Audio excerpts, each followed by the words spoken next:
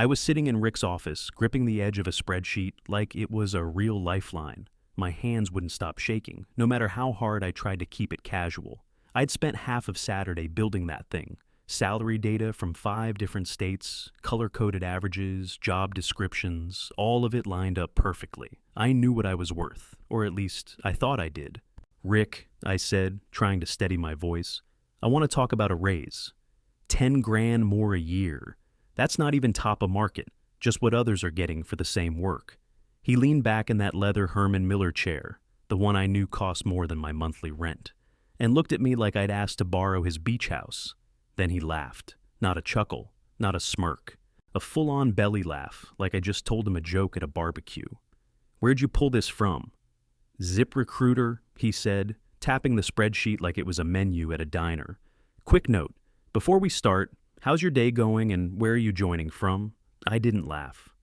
Glassdoor, Bureau of Labor Statistics, 2 industry sites. I cross-referenced all of it. "Sure you did," he said, still grinning like I was a toddler pretending to be a grown-up. "Look, you're already paid well, for someone with no kids and a paid-off car."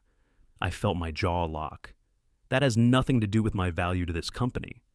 Rick shrugged like it was out of his hands. "It's just reality. Budgets are tight.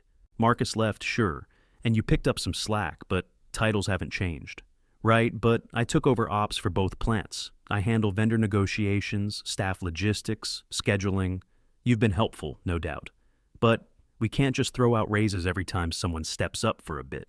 You're already doing fine." My fingers curled around the spreadsheet until the corners bent. He wasn't even pretending to take this seriously. 6 years I'd worked for this guy, covered holidays, skipped vacations, took calls on Sundays, and now I was doing fine. I stood up. "All right, got it." He looked surprised, like he expected me to keep begging. I folded the spreadsheet once, then again, and walked out without another word. I didn't know it yet, but that was the last time I'd ever ask anyone to see my worth. I walked straight out of Rick's office and back to my corner of the building, cubicle C17, tucked behind the server room, where the fluorescent lights always buzzed and the AC barely worked. My face was burning, but I kept my head down, gripping that folded spreadsheet like it was going to fight someone for me. People passed by and nodded like it was just another Monday. No one said anything. Not a glance, not a "you okay?" Just straight ahead. Business as usual, like they didn't just watch my self-worth get dragged out and stomped on. I sat down, shut my eyes for a second, then grabbed my phone and texted my brother. "Didn't go well." He wrote back fast. "Knew he'd lowball you again." Time to bounce, I didn't reply. I just stared at that message until the screen dimmed. He was right. I just didn't want him to be. That night I sat at my kitchen table with an old frozen burrito and my dusty work laptop. I hadn't opened my resume file in 5 years. Took me 10 minutes just to remember where I'd saved it. It still had my last job at Miller Freight listed, like it was some kind of highlight. I started updating everything. The more I typed, the angrier I got. I'd been running logistics for 2 plants since Marcus bailed, plus managing vendor contracts, handling dispatch issues, coordinating supply routes, and keeping our overtime numbers down, all while still listed as operations coordinator. That title didn't even scratch the surface of what I actually did. Once I updated my certs, Lean Six Sigma, APIX, OSHA, I clicked over to LinkedIn and refreshed my profile for the first time since the pandemic. I even updated my photo, looked like someone who gave a damn again. Then I hit the job boards, and I swear, I almost threw my mouse across the room. There were people doing half the work I did, with less time in the field, no certs, no direct reports, pulling 6 figures plus signing bonuses. One posting literally listed duties I trained new hires to do, and it paid $105,000 starting. I read it again, just to be sure. Still said what I thought it said. My hands were clenched so tight I had to shake them out. I'd been loyal. That was my mistake. I let that loyalty trap me. I kept showing up early, covering shifts, fixing messes, thinking someone would notice. Turns out they did. They noticed I'd do it all without asking for more. I sat there in that stiff wooden chair, the kind that came with the apartment, typing like I was trying to break the stubborn keyboard, updated every detail, changed my title to what it should have been, logistics and operations lead, dropped keywords like multi-site supervision, and vendor lifecycle management. Checked off, open to work. Then I looked at the clock, 1:47 a.m., and didn't care, because something had snapped. I wasn't going to beg anymore. Monday morning, I opened LinkedIn at my desk, still halfway through a stale blueberry muffin, and froze. 9 unread messages, 2 recruiters, 1 plant manager from a competitor I'd heard of but never talked to. The subject lines all looked the same. Exciting opportunity. Let's connect. Impressed by your profile. I clicked the first one. Hi, I'm Sarah from McKinney Staffing. We have a role in Memphis at $97,000 base. Managing 1 plant, no travel. Let me know if you're open to chat. I almost choked on my gas station coffee. 97 grand. For less than I was doing now. I'd been stuck at 63,000 since before lockdown, and here was this total stranger offering me more money over email than Rick ever even hinted at. I ducked out to the loading dock and called her back. 15 minutes later, I had a preliminary interview set up for Tuesday. By Wednesday, I was drowning in it. 4 video interviews, 2 in-persons, and more messages coming in every couple hours. I started taking calls in my truck during lunch, just to get some privacy. Let me guess, Paul from receiving said, passing me on the dock. You finally quitting? I gave him a look but didn't answer. One recruiter asked if I'd be willing to move to Knoxville. I said maybe. An hour later, Clearwater Materials called. $120,000 base, the guy said, plus relocation covered in a company truck. Your choice, Silverado or Tacoma. I leaned against the wall of the break room like I was going to fall over. You serious? We've been needing someone with your skill set for a while now.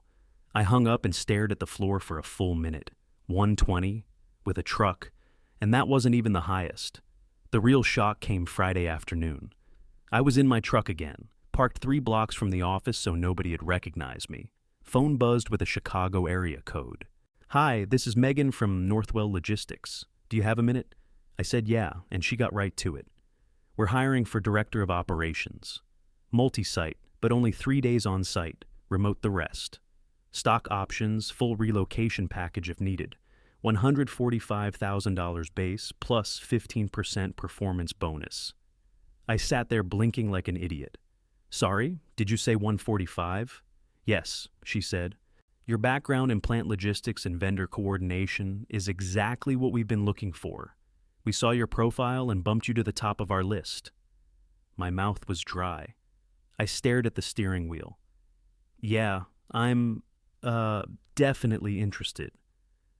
We'd like to set up a second-round panel interview next week. You'd be managing a team of 12 and overseeing West Coast operations. Benefits kick in day 1. Would Monday work? I was nodding before she finished the sentence. Monday's good. Great. I'll send you a calendar invite. Talk soon. I hung up and just sat there. Heat blasting, window cracked, phone in my lap. $145,000. 3 days remote, director title, and they were chasing me. I laughed. Not loud, more like that stunned kind of laugh you do when something hits and your brain's still trying to catch up. I'd been worth this whole time. I'd just been asking the wrong person. I sat in the garage with the door halfway up and the Northwell offer open on my phone, just staring at it like it might glitch and disappear. 145,000 base, 15% annual bonus, 6 weeks P, TO, company card, full medical, stock options, remote 3 days a week, all for work. I was already doing. The cold from the concrete had crept through my jeans, but I couldn't move. My hand hovered over the screen, like I needed someone to say it was okay to believe it. Babe? My girlfriend's voice came from inside the house. Out here, I said, not looking up. She stepped into the garage, still in her gym clothes, holding a protein shake. She saw me just sitting there on the step next to the water heater, phone in one hand, face probably white as hell. What happened? She asked, walking over. I showed her the screen. She read it, blinked, then read it again. Then she laughed, loud. That full belly kind of laugh, like she'd been waiting years for this exact moment. You're finally getting paid like the guy I know you are, she said. I didn't say anything, just nodded, because for once, someone actually saw it too. I stood up, hit the call button, and stepped outside to finish it. Hi, this is. Yeah, I'm calling to formally accept the offer. Pending paperwork, of course. Yes. Looking forward to getting started, I hung up and stood in the driveway for a second, breathing in the smell of wet pavement. The weight I didn't know I was carrying had finally cracked loose. Felt like I'd just climbed out of a hole that had become so normal I stopped noticing I was in it. Back inside, I dropped onto the couch, opened my laptop, and pulled up a blank doc. Time to write the resignation letter. First version sounded too formal, like I was writing to a judge. Deleted it. Second one was too soft, like I was apologizing for leaving. The third one hit right, direct, clean. 2 weeks notice. No emotion, no drama, just facts. I read it out loud once, then closed the lid. It was done. Now I just had to walk it in. Tuesday morning, I walked into the building like I'd done 1,000 times before. But this time, the envelope was in my hand, not my lunch. My heart wasn't even racing. Just steady. Focused. The decision was already made. Rick's door was open. He was typing something, pretending to look busy. I stepped in and set the envelope right in front of him. He looked at it, didn't touch it. "You're quitting?" he asked, like it hadn't even crossed his mind that someone might leave his team. "Yeah," I said. "I got another offer. One that actually pays for what I do." He leaned back in that overpriced chair again, arms folded. "Come on, this is about the raise? You're overpaid as it is," I laughed. Not because it was funny, because it was pathetic. "I've been making 63 since 2020, Rick. You're calling that overpaid? Compared to what? Some fantasy job listing online?" I didn't even flinch. Northwell Logistics, Director of Operations. 145 base, 3 days remote, stock options, 6 weeks, PTO. That got him. His eyebrows shot up like I'd slapped him. He sat up straighter, like the number physically hit him. "Wait, you're telling me they're paying that? For someone like you?" I raised an eyebrow. "What exactly does someone like me mean?" He held up a hand. "No, look, I didn't mean it like that. I'm just saying, that's a lot of money. You sure you're ready for that kind of jump?" I stepped back toward the door. Already accepted it. He opened the envelope finally, scanned the resignation letter like he thought he could still argue with the words on it. "All right, look," he said, setting the paper down. "We can do 80, plus a team lead title. You'll be on track for more down the line." I actually smiled. "You should have thought about that before laughing in my face." He blinked, nothing left to say. No more jokes, no more condescension. I turned and walked out without another word. By Thursday, I was knee-deep in offboarding, finishing documentation no one had touched in years, cleaning up vendor logs, making sure the people staying behind didn't get screwed. I didn't owe Rick anything, but I wasn't the type to ghost and leave a mess. That's not how I move. He found me in the back hallway by the freight logs, like he'd been circling for the right moment. "Hey," he said, voice low. "Got a minute?" I kept typing for a second, then turned. "Sure." He looked around like we were about to exchange state secrets. "I talked to upper management. We can do 90, plus a performance bonus, depending how year-end looks."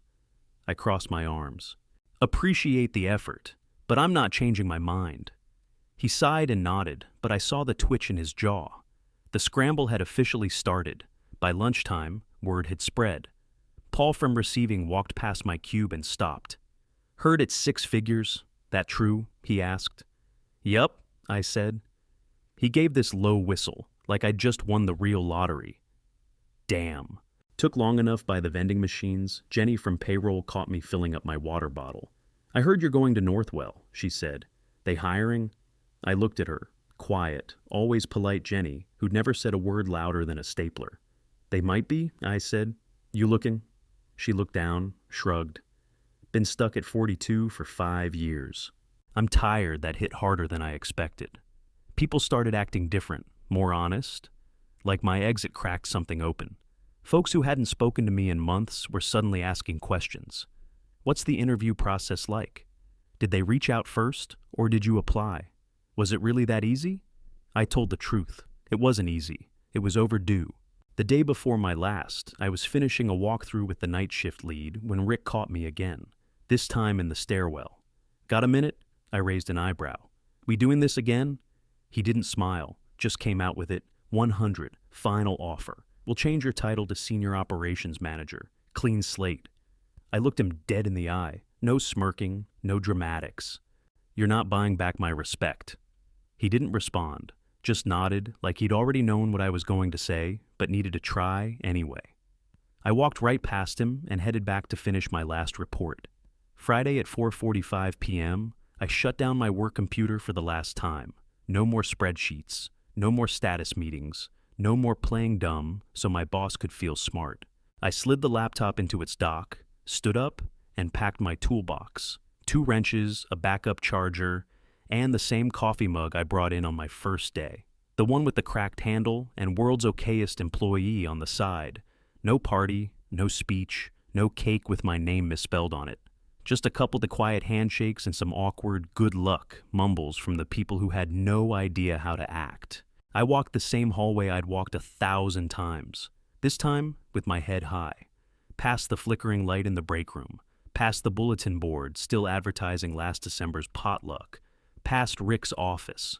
He didn't look up, just sat there fake typing, eyes glued to his monitor like it owed him loyalty. Like if he ignored me, I might not be real. As I reached the exit, my phone buzzed. HR. Would you consider consulting part-time for system transitions? I actually laughed out loud, a sharp, hard laugh. I didn't respond. I just pulled off my badge and tossed it in the plastic bin by the door, like I was dropping off garbage.